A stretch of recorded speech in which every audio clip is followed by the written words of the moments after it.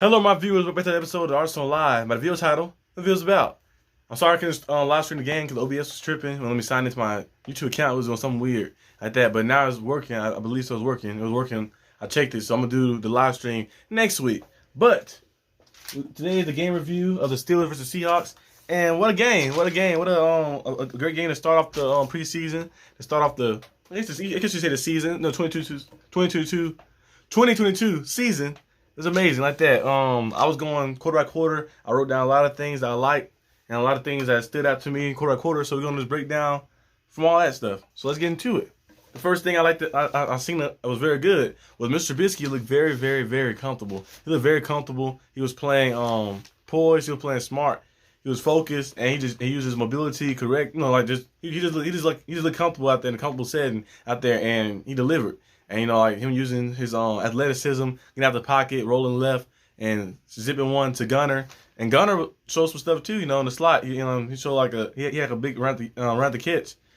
He caught a ball in like the middle of the field, close on that first drive, and he was playing good too. Like you have a lot of versatility and a lot of like depth at the receiver position as well. Like because Gunner's a guy who probably just brought in for special teams, but you never know. He might can use him in the slot here and there. You never know what can happen like that. But Mr. Trubisky looked very poised, looked focused, and he was he delivered. He played very well. And on a scale of 1 to 10, I probably give him a good 8.8. 8.8 for his his play. He looked very good out there, and he looked like he's the starter. He looked like he's a starter. He like he's gonna be the starter. But it's still other games to see. You never know. But I think he's gonna be the starter on that plays week 1 like that. But another guy who's looking very good too, Anthony McFarland. Anthony McFarland fighting. Everybody battling for that running back 2 spot. Anthony McFarland, Warren, Teague, Durant. Those guys battling for that number 2 spot. Benny Snell is injured, I believe, so still. So he's a little out of the mix right now. But Anthony McFarland was playing. He had some explosiveness to him. And some big bursts, and he was showing that he can not just win outside, go outside with it and show his elusiveness. He was going inside between the tackles and just going crazy and just basically maneuvering through the holes the O line and getting positive gains, a lot of positive gains, and his catching is very good too. I think he displayed a lot of catching, today. But as you see in training camp, his catching kind of puts him apart from the other guys too because he can catch the ball very well. And in the first quarter, I'm gonna say, first quarter we've seen a lot of explosiveness from him. We've seen a lot of great things from him. I thought that was very cool to see. And we also seen Mason Rudolph show up in the first quarter and threw a beautiful pass to George Pickens. George Pickens was going crazy. He was going crazy. His sideline awareness is amazing. He plays like he's been there before. Like his confidence, his swagger. He just plays very intense. He plays like a third, fourth year player. He go out there like he's been there, and he just he has a lot of confidence and his sideline awareness is crazy. Like him to catch that ball like that over the shoulder like that on the right side, and then get both feet in. Then he caught another one. I think it was the second quarter. He caught one on the sideline, just tapped it in. He was just showing physicality. He was showing his athleticism. He was showing that he should have been picked probably the first round. He probably should have went first round, but he kind of dropped to the second round because the ACL injury. People probably didn't know how healthy he was going to be, but it's a great steal. Great steal. We got him in the draft. And he's gonna be very special because if he's doing that, if he can maintain, I believe he's gonna maintain that too, of course, in the regular season. But he's gonna be playing alongside Claypool and Desi Johnson. And that's gonna make his job even easier. Playing alongside those guys who they're very, very, very capable, especially Desi Johnson, who was a Pro Bowl last year. Playing alongside those guys, it's gonna make your job even easier. So it's gonna be very good to see. So the receiver depth is crazy. But Mason Rudolph looks solid though. I give him about a 7.5 on his on scale of 1 to 10. He looked very solid. He had some turnover worthy throws. He started off a little shaky with the fumble and he recovered his own fumble. Then he threw the touchdown pass and then he had some he almost threw a pick, here and there. But I like the reason I liked his performance too was the confidence I seen him play with. Because in the past, you kind of seen Mason Rudolph be a little hesitant with the ball. He was kind of afraid to just let it rip, kind of afraid just to put it out there. But today he kind of played with a little more gunslinger mentality. He was giving his receivers chances. He was finding George Pickens. George Pickens is a guy. I told you if you ever in doubt, I said I don't know the last video before last. I said that George Pickens can be that guy for the quarterbacks, the guy you go to on third down. Okay, if I got to throw 50-50 ball, I'm gonna throw it to him or Pat Fryermuth. I'm gonna throw one up to them because I know with that athleticism they got and that physicality they play with and that ball spotting ability in the air they play with, I know they have a better chance, a higher chance of coming down with it, make the ball so the 50-50, make it more 60-40 and in their favor. So I feel like Mason Rudolph played with a lot of confidence. Today he was hesitant. He was just playing. He just looked different like that. He looked different. But I think Mr. Trubisky still played a little better like that.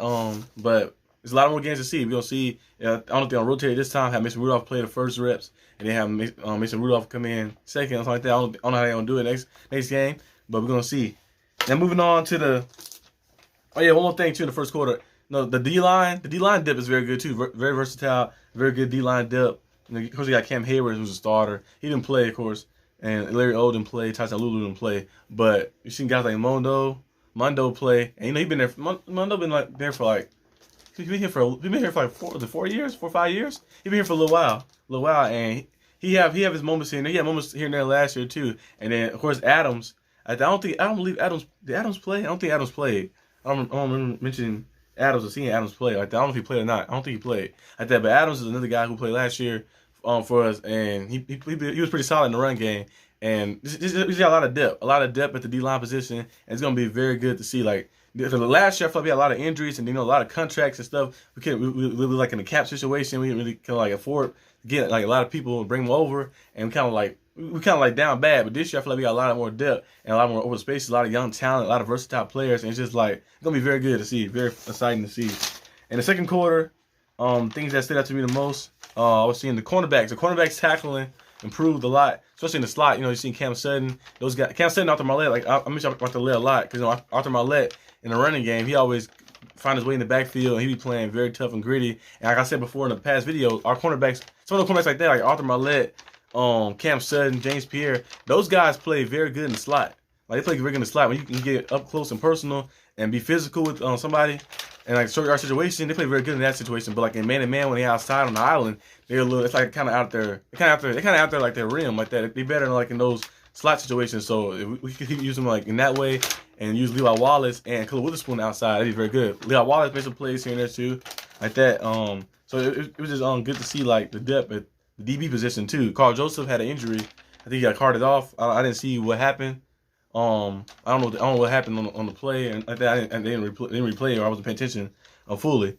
But KZ making some plays too. KZ gonna be a guy too who's gonna add more depth to the safety position because we already have, of course Minka is the guy, and of course Edmonds is the guy too. But KZ could break his way into be up there with Edmonds like a 1-2 punch, and Trey Norwood could be in that mix too a little bit. We have a lot of like this year we have a lot of depth, at a lot of positions like that. But I love the depth of the receiving core as well. I mentioned earlier. Just having like different guys. Like you have some guys who are speedsters, like Calvin Austin. George Pickens has some speed on him too. Claypool has some speed too, like that. But they also got size. You have some guys with size too, like Claypool, George Pickens too. Miles Boykin, who was making some plays here and there too. And you have some guys who can work in the slot with speed too, and quickness, like Gunner, and of course Calvin Austin, who's gonna be part of the main slot guy as well. And then you have route runners. You got route runners kind of like the Jesse Johnsons and stuff like that. And George Pickens is very good in route running. His route running is very good too. Like that. So we have a lot of versatility in the. And Steven Sims too. Steven Sims was going crazy, making some plays in the punt return. He had the receiver jet sweep. He had the handoff and he took off. He dressed like Antonio Brown too. I was like, he got the wristband on. He got the hot socks, the white socks and too. Like that. He was looking like Antonio Brown a little bit. I ain't gonna lie.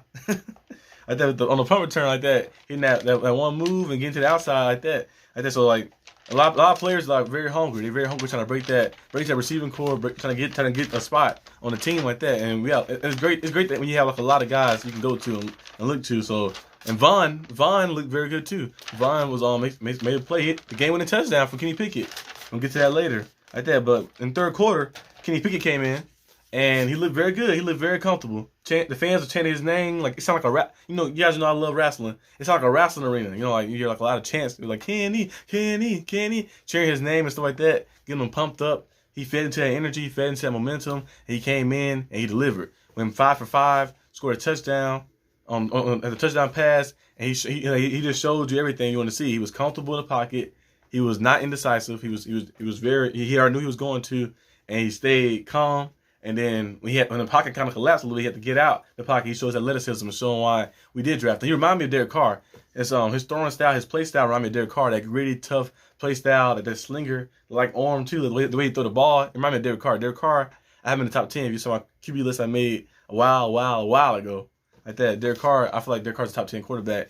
Kenny Pickett remind me of Derek Carr, his play style a little bit, and the way he move, his body movements as well too, and got that pocket, and then him just finding somebody and zipping it over, showing athleticism, showing his mobility, showing he can throw on a run and make plays. It was amazing to see. Kenny Pickett was looking pretty good, and like right there. And James Pierre, a guy, remember he got benched last year. He had some bad games like that. He had benched last year, but he had some good spots here and there. He looked pretty solid too in preseason too, like that. Maybe he might be added to the rotation. Never know in the slot corner that position. And he had some pass breakups here and there, and the one in the end zone was very cool too. It kind of reminded me of that one he had against the Broncos where he intercepted the ball for the game. Like that, James Pierre, James Pierre, one of those guys too who's better in the slot, better when they guard in the slot, and maybe on the outside in short yardage situations, like when you in short situations, you can be physical and can use different maneuvers like that. But like when you have them on the island, you have to guard like one of those top receivers. Like that, it kind of put them in a disadvantage, a mismatch, like that. But I feel like James Pierre had a pretty solid game today. We got to the fourth quarter, the defense was getting beat up in the third and fourth quarter a little bit. They were getting beat up a little bit, can't stop the run game, can't stop the run really too much. But it's preseason, so I'm put today in count a lot. But the Seahawks was running the ball well, it was delivering and stuff like that. The linebackers couldn't tackle a little bit. On certain spots of the game like that, missing some tackles like that. But the defense did make plays when it mattered. And special teams looked good today. Looked very good today. On the punt return stuff that Steven Steelers was return and the first return one, I don't think I called back on a penalty.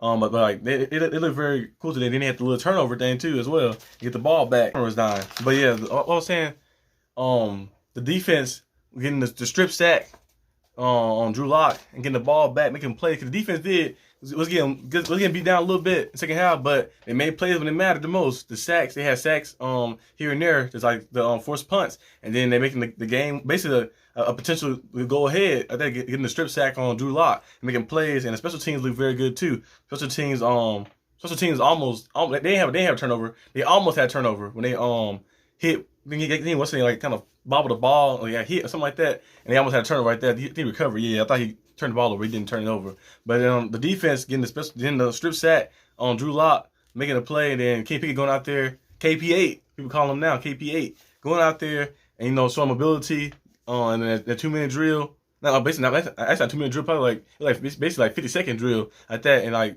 showing a no huddle like that, and might well end the game with a game-winning touchdown. He went out there. He threw a nice ball to Vaughn, and pass like that always work well too. When you throw it out with your receiver and got to stop for it, just catch it, and then Vaughn turned, and the cornerback slinged off of him, and he just beat him to the end zone, and for the game-winning touchdown. Kenny Pickett played very well. He looked very confident, and the fans love him. I love Kenny Pickett too, like that. So the fans love him. The fans cheering him like that. And the fans on his side, and Kenny Pickett is looking very, very cool, very good, and he's looking like the next franchise guy. Him, Najee, George Pickens, Freiermuth, Deontay Johnson.